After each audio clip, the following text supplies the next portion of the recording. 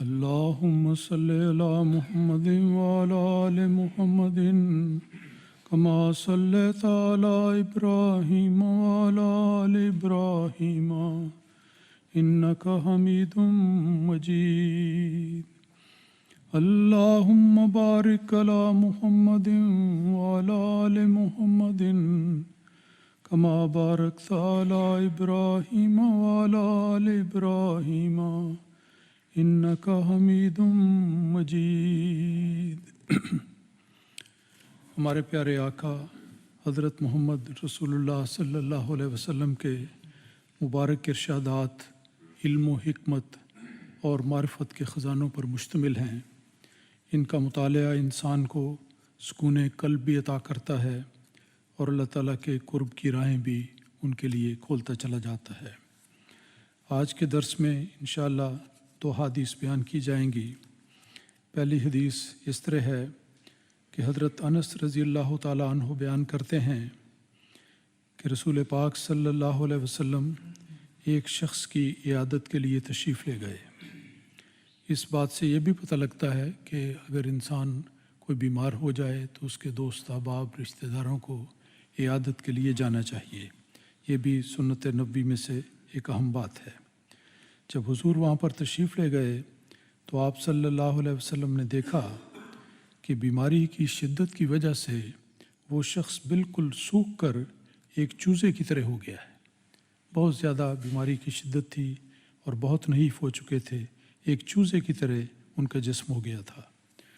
ان کی اس حالت کو دیکھ کر رسول پاک صلی اللہ علیہ وسلم نے ان سے پوچھا کہ کیا تم دعا نہیں کرتے تھے کہ اللہ تعالیٰ تمہیں بیماری سے شفا دے؟ کیا تم خدا تعالیٰ سے عافیت طلب نہیں کرتے تھے کہ اللہ تعالیٰ تمہیں صحت عطا کرے؟ یعنی کیا تمہاری حالت بنی ہوئی ہے، کیا تم دعا نہیں کرتے تھے، اللہ تعالیٰ سے عافیت طلب نہیں کرتے تھے؟ وہ شخص کہنے لگا کہ میں تو یہ دعا کرتا تھا، جب میں بیماری بڑھ گئی تو میں یہ دعا کیا کرتا تھا کہ اے خدا تو میرے گناہوں کے بدلے میں جو سزا آخرت میں دینی ہے وہ مجھے اس دنیا میں ہی دے دے. یہ ہر شخص کی اپنی اپنی سوچ ہوتی ہے. اس شخص نے سوچا کہ میں اس رنگ میں دعا کروں، لیکن رسول پاک صلی اللہ علیہ وسلم نے بڑے ہی تعجب سے فرمایا کہ سبحان اللہ، یاد تو رکھو کہ تم نہ تو اللہ تعالیٰ کی سزا کو برداشت کر سکتے ہو اور نہ اس کی استطاعت رکھتے ہو. یعنی یہ جو تم نے کہہ دیا کہ جو سزا میرے لیے مقدر ہے اس دنیا میں دے دے، تو تمہیں بھلا اس کی طاقت تھی؟ کیا اس کی استطاعت رکھتے تھے؟ اور رسول پاک صلی اللہ علیہ وسلم نے کیسا ایمان افروز جواب اس کو دیا کہ تم نے یہ دعا کیوں نہ مانگی کہ اے ہمارے اللہ ہمیں اس دنیا میں بھی بھلائی عطا کر اور آخرت میں بھی بھلائی عطا کر اور ہمیں آگ کے عذاب سے بچا. تو اس سے پتہ لگتا ہے کہ رسول پاک صلی اللہ علیہ وسلم ہر موقع کی مناسبت سے جو بہترین رہنمائی اور بہترین دعا کسی کو سکھائی جا سکتی ہے ہمیشہ وہ بیان فرماتے تھے. تو یہ دعا بڑی ہی زبردست دعا ہے اس لحاظ سے کہ بہت جامع معنی ہے. اس کے الفاظ اس طرح بنتے ہیں کہ اے ہمارے اللہ ہمیں اس دنیا میں بھی بھلائی عطا کر اور آخرت میں بھی بھلائی عطا کر اور ہمیں آگ کے عذاب سے بچا. تو یہ بڑی جامع دعا ہے، اس کو یاد رکھنا چاہیے اور اس سے برکت حاصل کرنی چاہیے.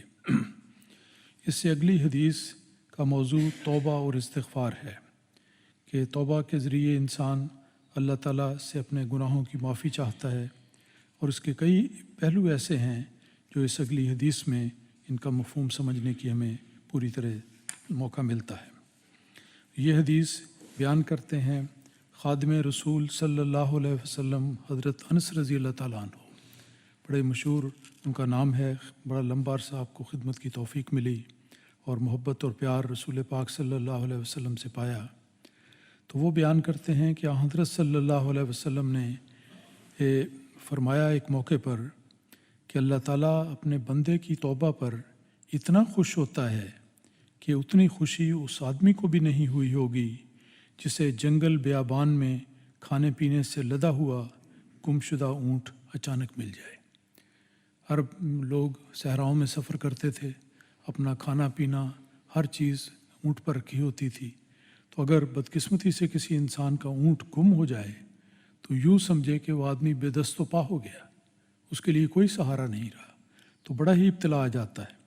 تو رسول پاک صلی اللہ علیہ وسلم نے فرمایا کہ اس موقع پر اگر وہ شخص اللہ تعالیٰ کی طرف جھکتا ہے، توبہ کرتا ہے، مدد چاہتا ہے، تو اس کی توبہ پر اللہ تعالیٰ کو اتنا زیادہ خوشی ہوتی ہے کہ اس خوشی سے بھی زیادہ ہے جو اس آدمی کو ہوتی ہے جب اس کا گمشدہ اونٹ اسے مل جائے۔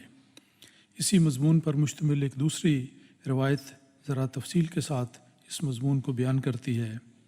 اس روایت میں لکھا ہے کہ رسول پاک صلی اللہ علیہ وسلم نے اللہ تعالیٰ اس بات پر کہ اللہ تعالیٰ کو کتنی خوشی ہوتی ہے فرمایا کہ اللہ تعالیٰ اپنے بندے کی توبہ پر اس شخص سے بھی زیادہ خوش ہوتا ہے کہ جس کو یہ حادثہ پیش آیا کہ جنگل بیابان میں اس کی اونٹنی گم ہو گئی، جبکہ اس پر اس کا کھانا بھی ہے اور پانی بھی، سب کچھ سامان معیشت اس پر لدا ہوا تھا، وہ بالکل خالی ہاتھ تھا۔ وہ بہت گھبرایا، جب اونٹنی گم ہو گئی تو وہ بہت زیادہ گھبرایا اور ادھر ادھر اس کی تلاش شروع کی، لیکن جب نا امید ہو کر شدت غم کی وجہ سے ایک درخت کے نیچے لیٹ گیا، بڑی اس نے کوشش کی کہ کسی طرح سواری مل جائے جس پر سارا سامان ہے۔ ادھر ادھر تلاش کرنے کے بعد جب نہ مل سکا تو نا امید ہو کر شدت غم کی وجہ سے ایک درخت کے نیچے لیٹ گیا، اور اسی گھبراہٹ میں اس کی آنکھ لگ گئی۔ اچانک اس کی آنکھ جو کھلی تو وہ کیا دیکھتا ہے کہ اس کی اونٹنی اس کے پاس کھڑی ہے۔ وہ خوشی سے اچھل پڑا اور اونٹنی کی نکیل پکڑی، اور خوشی کے عالم میں اس کے منہ سے بے ساختہ یہ فکرہ نکلا۔ اس شخص نے بڑی خوشی سے، بے انتہا جب خوشی ہو تو انسان بعض اوقات اپنے جذبات پر قابو بھی نہیں رکھتا، بات صحیح بھی اس کی زبان سے نہیں نکلتی، تو وہی حال اس شخص کا ہوا کہ اے میرے اللہ، اس نے یہ کہا کہ اے میرے اللہ، تو میرا بندہ ہے اور میں تیرا رب ہوں۔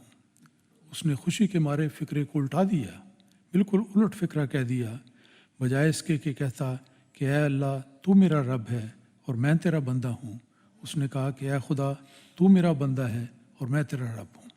تو یہ انتہائی خوشی کی ایک کیفیت کا ذکر ہے جس سے پتہ لگتا ہے کہ جب انسان جو کمزور پیدا ہوا ہے اس سے کمیاں بھی ہو جاتی ہیں، غلطیاں بھی ہوتی ہیں، کوتاہیاں بھی ہوتی ہیں، زیادتیاں بھی ہو جاتی ہیں، سب کچھ ہو جانے کے بعد جب ایک انسان اللہ تعالیٰ کی طرف رجوع کرتا ہے تو اللہ تعالیٰ جو غفور الرحیم ہے اس کو بے انتہا خوشی ہوتی ہے۔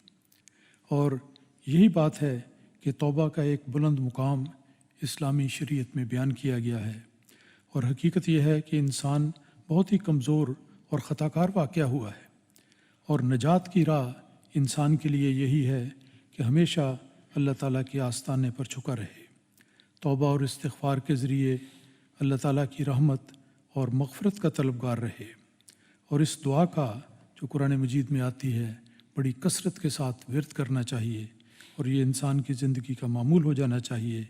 اللہ تعالیٰ نے خود یہ دعا سکھائی ہے کہ بندوں کو اس طرح دعا کرنی چاہیے کہ رب اغفر ورحم وانت خیر الراحمین، کہ اے میرے مولا تو میرے گناہوں کو بخش دے اور مجھ پر رحم کر، اور تو سب رحم کرنے والوں سے بہت زیادہ رحم کرنے والا ہے۔